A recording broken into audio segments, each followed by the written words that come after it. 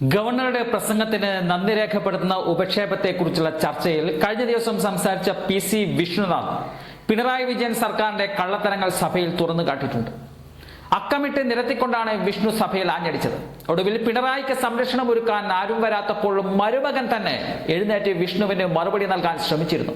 ഒടുവിൽ മരുമകന്റെയും വായടപ്പിച്ചുകൊണ്ടാണ് വിഷ്ണുനാഥ് തന്റെ പ്രസംഗം അവസാനിപ്പിച്ചത്. സാർ, ഞാൻ ഈ പ്രമേയത്തെ എതിർക്കുകയാണ്. സാർ, ഇവിടെ വികസന മുന്നേറ്റം നടക്കുകയാണെന്ന് തഞ്ചത്തിൽ പറഞ്ഞാലും താളത്തിൽ പറഞ്ഞാലും ഉച്ചത്തിൽ പറഞ്ഞിട്ടും വേഗത്തിൽ പറഞ്ഞിട്ടും എന്തെങ്കിലും കാര്യമുണ്ട് സാർ? സാർ, നമ്മുടെ കയ്യിൽ ഫിനാൻസ് ഡിപ്പാർട്ട്മെന്റിന്റെ വെബ്സൈറ്റില് പ്ലാൻ സ്പേസിൽ പ്ലാനിന്റെ പ്രോഗ്രസിനെ കുറിച്ച് വ്യക്തമായിട്ട് പറഞ്ഞിട്ടുണ്ട്. സാറ്, കഴിഞ്ഞ വർഷത്തെ പ്ലാൻ നമ്മൾ നിയമസഭ വോട്ടിട്ട് അംഗീകരിച്ചത് 30,370 കോടിയാണ്. ആ പ്ലാൻ 50% കണ്ട് വെട്ടിച്ചുരുക്കാൻ സർക്കാർ എക്സിക്യൂട്ടീവ് ഉത്തരവിറക്കി. അപ്പൊ തന്നെ ആ 30,000-ന്റെ 15,000 കോടിയാണ് കേരളത്തിൽ ആകെ നടക്കുന്ന വികസനം. ആ 30,000-ന്റെ 25% LSDDക്ക് പോകേണ്ടതാണ്, 10% SCP പോകുന്നതാണ്, അതിന്റെ 3% TSP പോകുന്നതാണ്. ഞാൻ ഇപ്പോ അല്പം മുമ്പ് അരമണിക്കൂർ മുമ്പ് ഫിനാൻസിന്റെ വെബ്സൈറ്റിൽ പോയി എടുത്തതാണ്. അതിൽ LSDDയുടെ പ്രത്യേകം പറയുന്നുണ്ട്, ബഡ്ജറ്റ് ഔട്ട്ലേ 7,746 കോടി, എക്സ്പെൻഡിച്ചർ 3,026 കോടി.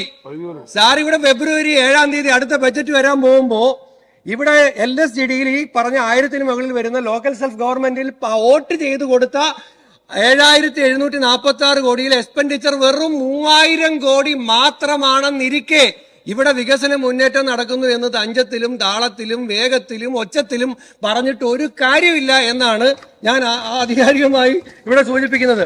ഏതെല്ലാം വകുപ്പുകൾക്ക് അവാർഡ് കിട്ടി എന്നൊക്കെ പറഞ്ഞു കേട്ടു. ഞാൻ അതും പോയി നോക്കി. ഇൻഡസ്ട്രി ഉദാഹരണത്തിന് നോക്കിയതാണ്. ഇൻഡസ്ട്രിയുടെ പ്ലാൻ പ്രോഗ്രസ് 28% സാർ, വെറും 28%. ഇറിഗേഷനിൽ 41%, അഗ്രികൾച്ചറിൽ 39%. സാർ, എല്ലാം ആവറേജ് 40ആണ്, ഇൻഡസ്ട്രിയിൽ 28 ഉള്ളൂ. അപ്പം ഈ പല മന്ത്രിമാരും സ്വകാര്യത്തിൽ കാണുമ്പോൾ പറയുന്നുണ്ട്, കാരണം അവര് അനൗൺസ് ചെയ്ത് ഇനാഗുറേറ്റ് ചെയ്ത പ്രോജക്റ്റിന്റെയാണ് 50%, 70% ഫിനാൻസ്. ഞാൻ സാർ ചോദിക്കട്ടെ, നമ്മൾ ഈ നിയമസഭയ്ക്ക് എന്തെങ്കിലും വിലയുണ്ടോ? 31/8/2024 ധനകാര്യ പ്ലാനിംഗ് B വകുപ്പിന്റെ ഉത്തരവാണ് എന്റെ കയ്യിലുള്ളത്. നിയമസഭ സാമാജികന്മാർ വോട്ടിട്ട് ഒരു പ്ലാൻ അംഗീകരിച്ചതിന് ശേഷം ഒരു എക്സിക്യൂട്ടീവ് ഓർഡർ വഴി, അതായത് വകുപ്പിന് ഭരണാനുമതി നൽകിയ ആകെ തുകയുടെ 50% നിജപ്പെടുത്തണം. എല്ലാ മന്ത്രിമാരും സ്വകാര്യമായി നമ്മളോട് പറഞ്ഞിട്ടുള്ളതാണ്. അവരെല്ലാം വകുപ്പ് ഈ പ്രതിസന്ധിയിലാണ്. ഇപ്പൊ ഞാൻ സമയക്കുറവുകൊണ്ട് അത്ര മാത്രമേ അതിനെക്കുറിച്ച് പറയുന്നുള്ളൂ. ഇതാണ് കേരളത്തിന്റെ വികസനത്തെ സംബന്ധിച്ചിട്ടുള്ള ആധികാരികമായ സർക്കാർ രേഖകൾ പറയുന്ന ഒരു ചിത്രം. സാർ, ഇവിടെ ഗവർണർ പറഞ്ഞു 62 ലക്ഷം പേർക്ക് സാമൂഹ്യ പെൻഷൻ കൊടുക്കുന്ന ഒരു സംവിധാനത്തെ കുറിച്ചൊക്കെ രൂപീകരിച്ചതായിട്ടൊക്കെ പറയുന്നു. സാർ, ആ 62 ലക്ഷത്തിൽ കേരളത്തിലെ നിർമ്മാണ തൊഴിലാളികൾ വരത്തില്ലേ സാർ? കേരളത്തിലെ നിർമ്മാണ തൊഴിലാളി ക്ഷേമനിധി ബോർഡിൽ അംഗമായ നിർമ്മാണ തൊഴിലാളിക്ക് ക്ഷേമനിധി പെൻഷൻ കിട്ടാതായിട്ട് 1.5 കൊല്ലമായി സാർ, 18 മാസമായി, 1.5 കൊല്ലമായി.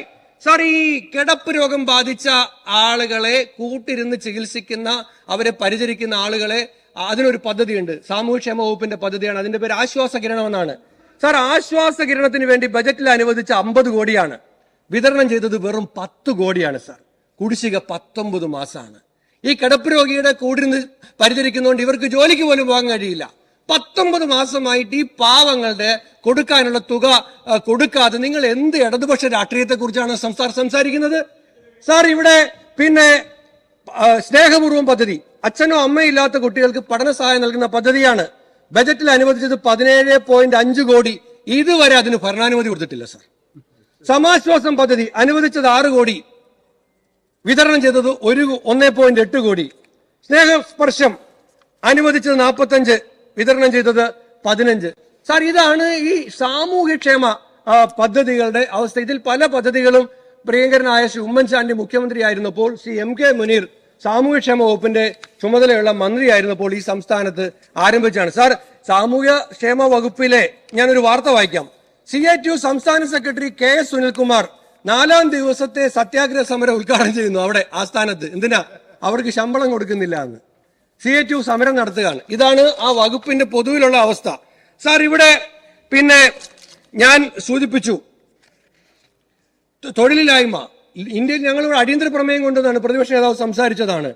ഇവിടെ PSC റാങ്ക് ലിസ്റ്റ് ഇന്നലെ എന്നെ എക്സൈസ്, സിവിൽ വനിതാ civil excise officer rank holders വന്നു. സാർ 1 വർഷത്തെ കാലാവധിയാണ്, 9 മാസമായി. 1ാം റാങ്കിലെ കുട്ടിയാണ് കാണാൻ വന്നത്, അതിന് ഇതുവരെ ജോലി കിട്ടിയിട്ടില്ല. എക്സൈസ് റാങ്ക് ലിസ്റ്റിലെ കുട്ടികൾ കാണാൻ വരുന്നു, അവർക്ക് നിയമനം കിട്ടിയിട്ടില്ല.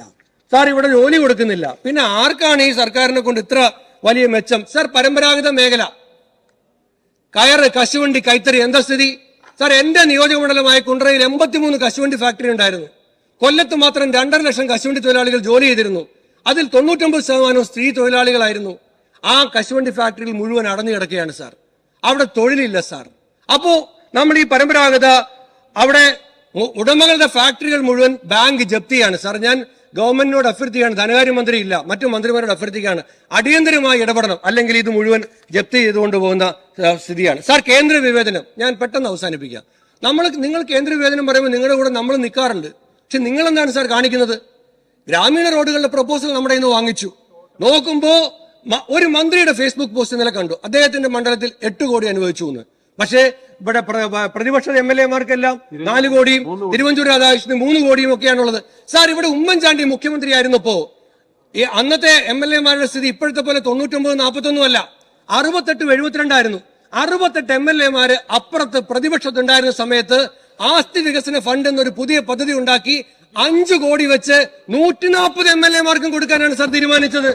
വേണമെങ്കിൽ അന്ന് അങ്ങനെ ഒരു പദ്ധതി തീരുമാനിക്കാതെ 2 കോടി പ്രതിപക്ഷത്തിനും 3 കോടി ഭരണപക്ഷത്തിനും തീരുമാനിക്കാമായിരുന്നല്ലോ സാർ. അപ്പോ അത്തരം വിവേചനങ്ങൾ. പിന്നെ ഇവിടെ ദേശീയപാത നടപ്പിലാക്കി ആരുടെയോ ചങ്കൂറ്റം കൊണ്ടാണ് നെഞ്ചൂക്ക്, ഒരാളുടെയും ചങ്കൂറ്റവും നെഞ്ചൂക്കും ഒന്നുമല്ല സാർ. ഒരു നെഞ്ചൂക്കും പ്രദർശിപ്പിക്കാതിരുന്ന സൗമ്യനായ ഒരു ഭരണാധികാരി 2013 ഭൂമി ഏറ്റെടുക്കൽ നിയമം പാസ്സാക്കിയത് കൊണ്ടാണ് ഇവിടെ അച്യുതാനന്ദനും ഉമ്മൻചാണ്ടിയും കൂടെ ഒരുമിച്ച് പോയി സർവകക്ഷി സംഘം പ്രധാനമന്ത്രിയെ കണ്ട് ജനങ്ങളുടെ സമരമാണ്, ഇതില് മുന്നോട്ട് പോകരുത്, ഇതിന്റെ വീതി കുറയ്ക്കണം എന്ന് ആവശ്യപ്പെട്ടതാണ്.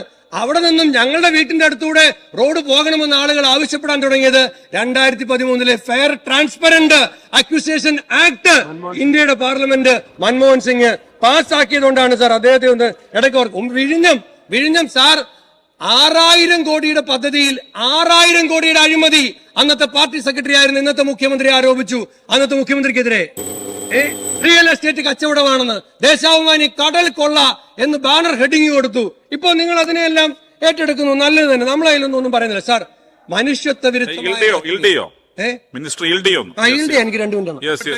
എല്ലാ രാഷ്ട്രീയ പാർട്ടികളുടെ യോഗം വിളിച്ചപ്പോൾ ഇന്നത്തെ മുഖ്യമന്ത്രി അന്നത്തെ CPM-ന്റെ സംസ്ഥാന സെക്രട്ടറി എല്ലാ നിലയിലുള്ള പിന്തുണയും കൊടുത്തതാണ്. ഇത് മിനിറ്റ്സിലുണ്ട്, വാർത്തയായതാണ്. അന്ന് ഇത് അടച്ചുപൂട്ടിയതാണ് സാർ.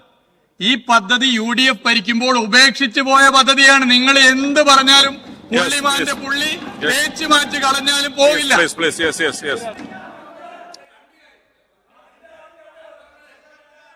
അന്നത്തെ പ്രതിപക്ഷ നേതാവും മുഖ്യമന്ത്രിയും കൂടെ മൻമോഹൻ സിംഗിനെ കാണാൻ പോയ സർവകക്ഷി സംഘത്തെക്കുറിച്ച് നമുക്കറിയാം. ആളുകൾ CPM അടക്കം പ്രാദേശികമായി ചെയ്തുകൊണ്ടിരുന്ന സമരങ്ങൾ അവസാനിച്ചത് ആ ബില്ല് പാസ്സായതിനാണ്. വിഴിഞ്ഞം അന്നത്തെ സെക്രട്ടറി, ഞാൻ ചോദിക്കട്ടെ, എന്തിനാ ജസ്റ്റിസ് രാമേന്ദ്രൻ നായർ കമ്മീഷനെ വെച്ചത്? ഈ ഗവൺമെന്റ് വന്നതിന് ശേഷം ജസ്റ്റിസ് രാമേന്ദ്രൻ നായർ കമ്മീഷനെ വെച്ചത് എന്തിനാ? ഉമ്മൻചാണ്ടിയുടെ വിഴിഞ്ഞം അഴിമതി അന്വേഷിക്കാനല്ലേ? എന്നിട്ട് എന്തെങ്കിലും കിട്ടിയോ? നിങ്ങൾ അന്നത്തെ അഴിമതി ആരോപണം ഭയന്ന് ഉമ്മൻചാണ്ടി ആ പദ്ധതിയിൽ നിന്നും പിന്മാറിയിരുന്നെങ്കിൽ വിഴിഞ്ഞം ഇന്ന് ഉണ്ടാകുമായിരുന്നില്ല സാർ. മനുഷ്യത്വ വിരുദ്ധമായ രാഷ്ട്രീയം. ഇവിടെ ശ്രീ രാഹുൽ മാങ്കൂട്ടൻ ജയിച്ചു വന്നു സാർ. കഴിഞ്ഞ ജനുവരി 17-ാം തീയതി ഈ ജയിലിൽ പോയി ഞാൻ അദ്ദേഹത്തെ സ്വീകരിച്ചതാണ്. വെളുപ്പാങ്കാലത്ത് അറസ്റ്റ് ചെയ്ത് അദ്ദേഹത്തെ ജയിലിൽ അടച്ചു ഈ ഗവൺമെന്റ് സാർ. ഈ ജനുവരി 17-ാം തീയതി അദ്ദേഹത്തെ എന്റെ കൈ പിടിച്ച് ഈ നിയമസഭയിലേക്ക് ഞങ്ങൾക്ക് എല്ലാവർക്കും വേണ്ടി കൊണ്ടുവരാനുള്ള ഭാഗ്യം എനിക്കുണ്ടായി സാർ. നിങ്ങൾ ആ തെരഞ്ഞെടുപ്പിൽ ചെയ്തതൊന്നും ഞാൻ പറയുന്നില്ല. നേരത്തെ സിദ്ദിഖ് പറഞ്ഞു, വിജയരാഘവൻ കേരളത്തിൽ പ്രസംഗിച്ചതിന്റെ പ്രതിധ്വനിയല്ലേ മഹാരാഷ്ട്രയിൽ നിന്നും നിതീഷ് റാണയിൽ നിന്ന് കേട്ടത്? നമ്മള് ഒരു സമുദായത്തെ, മുസ്ലിം സമുദായത്തെ അധിക്ഷേപിച്ചുകൊണ്ട് ഒരു അപകടകരമായ രാഷ്ട്രീയം ആരെ സൂചിപ്പിക്കാനാണ് ഇവിടെ കേരളത്തിൽ CPM-ന്റെ നേതാക്കന്മാർ മുന്നോട്ട് വയ്ക്കുന്നത്? സാർ ഞാൻ അവസാനിപ്പിക്കുന്നു. എല്ലാവരും 3 മിനിറ്റ് എടുത്തു, ഞാൻ അങ്ങോട്ട് പറഞ്ഞു 1 മിനിറ്റ് കൊണ്ട് അവസാനിപ്പിക്കാം സാർ. ഇവിടെ മനുഷ്യത്വ വിരുദ്ധമായ രാഷ്ട്രീയം. പെരിയ ഇരട്ടക്കൊല കേസിലെ പ്രതികളെ സ്വീകരിക്കുന്നത്, അവർക്ക് കേസ് നടത്താൻ പിരിവ് നടത്തുന്നത്, ഇവിടെ ഫസൽ വധക്കേസിലെ ഉൾപ്പെട്ടിരുന്ന സംശയിക്കപ്പെട്ടിരുന്ന സലീം എന്ന് പറഞ്ഞ CPM നേതാവിന്റെ കൊലപാതകത്തിൽ CPM-ന് പങ്കുണ്ട് എന്ന് യൂസഫ് എന്ന അദ്ദേഹത്തിന്റെ പിതാവ് പറയുന്നത്. നവീൻ ബാബുവിന്റെ കൊലപാതകത്തിന് ആരോപണം ജയിലിൽ പാർട്ടി സെക്രട്ടറിയുടെ ബന്ധുക്കൾ സ്വീകരിക്കുന്നത്, TP കൊലക്കേസിലെ പ്രതികൾക്ക് സൗജന്യങ്ങൾ ലഭിക്കുന്നത്, സൗകര്യങ്ങൾ ലഭിക്കുന്നത്, ആ മനുഷ്യത്വമായ രാഷ്ട്രീയം കേരളം കണ്ടുകൊണ്ടിരിക്കുകയാണ്. കോൺഗ്രസിന്റെ മുഖ്യമന്ത്രിയെ കുറിച്ച് ചർച്ചയുണ്ടാകുന്നത്, UDF-ന്റെ മുഖ്യമന്ത്രിയെ കുറിച്ച് ചർച്ചയുണ്ടാകുന്നത് ഇനി UDF-ന്റെ മുഖ്യമന്ത്രി ഉണ്ടാകുമെന്ന ധാരണയുടെ അടിസ്ഥാനത്തിലാണ്. അവർക്ക് എല്ലാവർക്കും അറിയാം കേരളത്തിലെ അവസാനത്തെ ഇടതുപക്ഷ മുഖ്യമന്ത്രി പിണറായി വിജയനാണ് എന്ന് അറിയാവുന്നതുകൊണ്ടാണ് ആ വഴിക്ക് ചർച്ച പോകാത്തത് പറഞ്ഞുകൊണ്ട് ഈ പ്രമേയത്തെ എതിർക്കുകയാണ് സർ.